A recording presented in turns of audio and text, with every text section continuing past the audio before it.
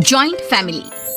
रोशनी, अब तेरी शादी की उम्र हो चुकी है, सब तेरे लिए लड़का देख रहे हैं और तू है कि 8-9 बजे बिस्तर से उठ रही है। मम्मी, क्या आप भी सुबह सुबह ज्ञान दे रही हो? सोने तो दो कम से कम। क्या करें, अब तेरी हरकतें ही ऐसी हैं। चल अब बिस्तर छोड़ और मेरे साथ खाना बनाना सीख। नहीं, मैं नहीं बना रही खाना वाना। आप प्लीज जाइए ना यहाँ से। रोशनी की बातों से निराश होकर निशा वहाँ से चली जाती है। निशा, तुम रोशनी को घर का कामकाज क्यों नहीं सिखाती? अगर यही हाल रहा फिर तो 2 दिन में उसके ससुराल वाले उसे यहाँ छोड़कर चल देंगे। मैं तो बहुत कोशिश करती हूँ उसे घर की जिम्मेदारियाँ सिखाने की, लेकिन वो मेरी सुने तब ना। आप तो जानते ही हैं ना कि वो कितनी जिद्दी है। हमें निशा के लिए एक ऐसा लड़का ढूंढना होगा जिसका भरा पूरा परिवार, सास ससुर से लेकर जेठ जेठानी देवर ननद सब यहाँ ना सही, लेकिन शादी के बाद उसे वहाँ अपनी जिम्मेदारियों का एहसास जरूर होगा। कुछ दिनों के बाद रोशनी का परिवार उसके लिए लड़का देखना शुरू कर देता है और एक दिन चिराग नाम का लड़का रोशनी को देखने अपने परिवार के साथ उसके घर पहुंच जाता है। देखिए भाई साहब, मैं पहले ही आपको बता देती हूँ, हमारा परिवार बहुत बड़ा है, इसलिए अगर आपकी लड़की हमारे घर की जिम्मेदारियाँ बिना नान मुकुर के उठा सकती है तभी हम ये रिश्ता पक्का करेंगे। अरे ये भी कोई बोलने वाली बात है बहन जी, हमारी रोशनी आपके पूरे परिवार को बैठे बैठे खिला सकती है, इतनी जिम्मेदार है मेरी बेटी। अगर ऐसी बात है फिर तो हमें इस रिश्ते से कोई आपत्ति नहीं है। तो फिर चट मंगनी पट ब्याह के बारे में क्या ख्याल है?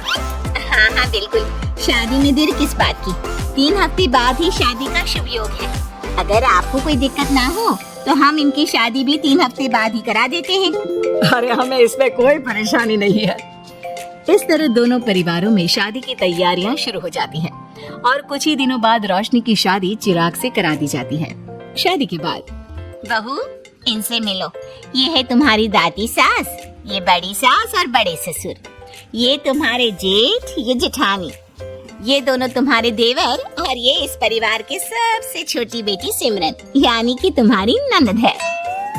परिवार में इतने सारे लोगों को देखकर रोशनी का सर चकरा जाता है।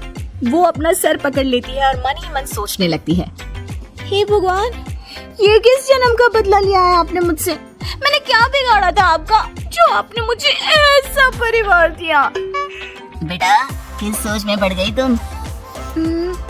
और कितने लोग हैं आपके परिवार में?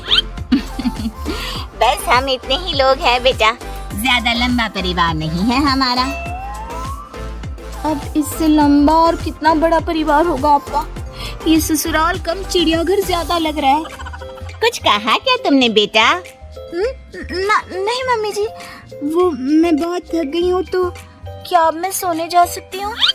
हाँ, क्यों नहीं बहू। चिराग, बहू को अंदर कमरे में लेकर जा। जी माँ। चिराग रोशनी को अंदर कमरे में लेकर जाता है। चिराग, मुझे यहाँ नहीं रहना, मुझे अलग रहना है।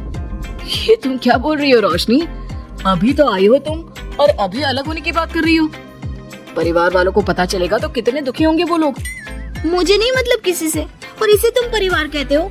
ये परिवार कम कोई गली मोहल्ला ज्यादा लग रहा है। रोशनी, अभी तुम नई हो इस परिवार में, इसलिए शायद तुम्हें ऐसा लग रहा है।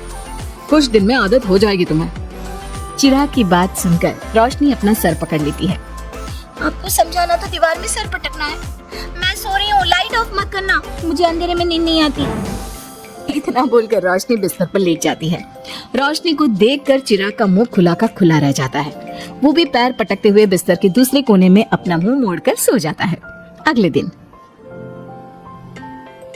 देवरानी जी, आप उठ भी जाइए, सुबह के 6 बज चुके हैं। सोने दो ना मम्मी, क्यों परेशान कर रही हो? देवरानी जी, मैं आपकी मम्मी नहीं जेठानी हूँ। सुबह सुबह क्या मजाक है मम्मी? इतना कहकर रोशनी अपनी आंखें मसलते हुए उठती है और अपनी जेठानी को देखकर चौंक जाती है। दीदी, आप यहाँ? पिछले 1 घंटे से तुम्हें उठा रही हूँ, लेकिन तुम हो क्या अब उठ रही हो? लेकिन अभी तो सिर्फ 6 बज रहे हैं, आपने मुझे उठाया क्यों? वो इसलिए क्योंकि आज तुम्हारे इस घर में पहली रसोई है, तो खाना आज तुम्हें ही बनाना होगा ना। क्या? मुझे पूरे मोहल्ले के लिए खाना बनाना पड़ेगा?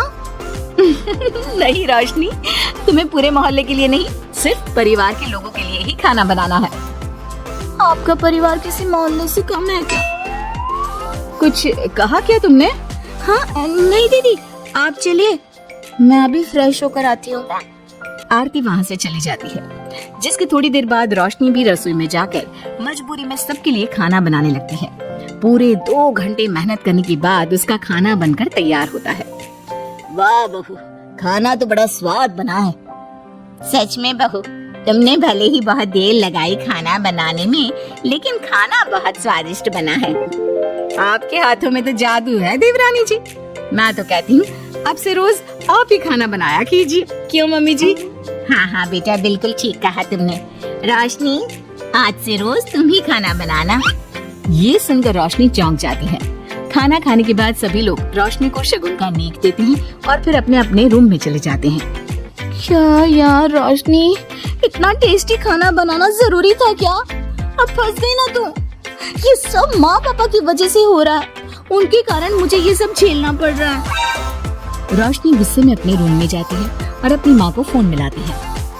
मम्मी, मैं आपको कभी माफ नहीं करूंगी। आपने जानबूझकर मुझे इतने बड़े परिवार में भेजा है, जहाँ मुझे सांस लेने की भी फुर्सत नहीं है। हमने ये सब इसलिए किया ताकि तू अपनी जिम्मेदारियाँ निभाना सीखे। अब मायके की तरह ससुराल में भी अपनी जिम्मेदारियों से मुंह मत मोड़ लेना। मुझे नहीं रहना माँ यहाँ। इस घर में जितने लोग हैं, उतने तो हमारे गली मोहल्ले में भी नहीं थे। माँ, मैं आपसे आपकी सारी बातें मानूंगी, पर प्लीज मुझे यहाँ से ले जाइए। बिल्कुल नहीं, अब से वही तेरा सब कुछ है। वहाँ से भागने के बजाय अपनी जिम्मेदारियाँ पूरी करना सीख। इससे हमें भी थोड़ी खुशी मिल जाएगी।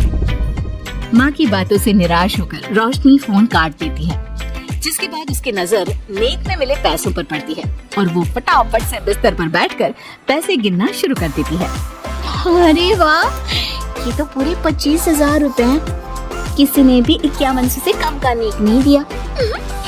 चलो अच्छा है, कुछ तो फायदा हुआ इतने बड़े परिवार में शादी करने का। अब इन सब पैसों से मैं अकेले शॉपिंग करूंगी, बहुत मजा आएगा। शॉपिंग के बारे में सोच सोच कर ही रोशनी अपने बिस्तर पर कूदने लगती है। उसे बिस्तर पर कूदता देख सभी लोग चौंक जाते हैं। भाभी, आप ऐसी क्यों उछल रही हो? छोटी बच्ची हो क्या? अपनी ननद की बात सुनकर रोशनी का मुंह खुला का खुला रह जाता है।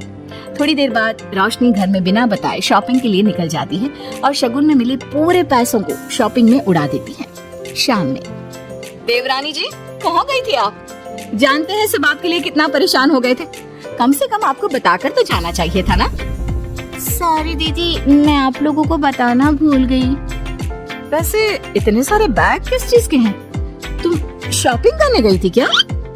हाँ दीदी, वो आज नेक में इतने सारे पैसे मिले थे ना, तो मैंने सोचा क्यों ना मैं उन पैसों की शॉपिंग ही कर लूं। अरे वाह, ये तो बहुत अच्छा सोचा तुमने। मम्मी, पापा, सिमरन, देवर जी, सब बाहर आइए। देखिए रोशनी हम सब के लिए क्या लाई है। रोशनी कुछ समझती उससे पहले ही वहाँ सब लोग आ जाते हैं। क्या हुआ आरती बहू, क्यों चिल्ला रही हो? अरे देखिए ना माँ, रोशनी हमारे लिए शॉपिंग करके आई है। वो देखिए, रोशनी हम सब के लिए कितने कपड़े लेकर आई है। आरती की बात सुनकर रोशनी के पैरों तले जमीन खिसक जाती है। उसके मुंह से एक शब्द तक नहीं निकलता। सच में भाभी, आप कितनी अच्छी हो। बेटा, हम सबके लिए तुझे खरीदारी करने की क्या जरूरत थी? अभी तेरी नई नई शादी हुई है, तुझे अपने लिए लेना चाहिए था ना।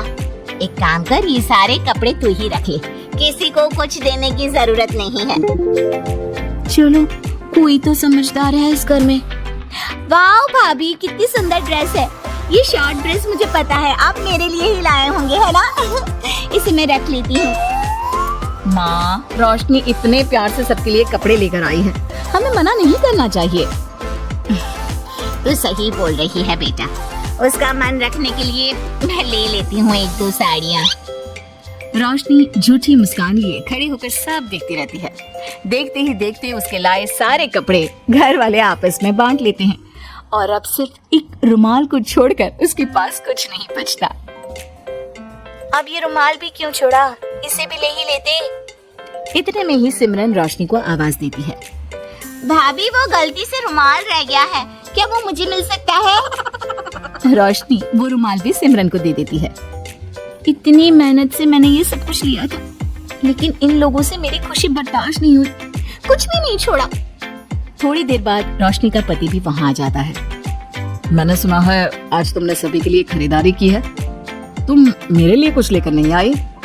बस फिर क्या था, इतना सुनते ही रोशनी का पारा हाई हो जाता है और वो चिराग को घूरने लगती है जिससे चिराग डर के मारे वहाँ से खिसक जाता है।